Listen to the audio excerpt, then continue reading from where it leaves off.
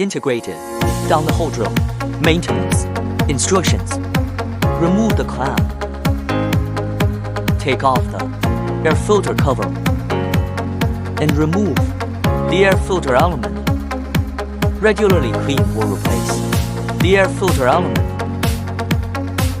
Regularly replace the engine oil filter element.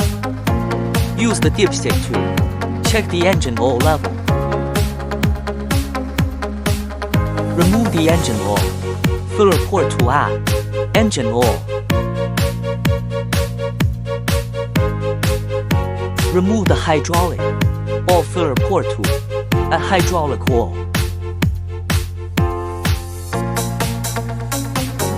Regularly grease the grease nipples.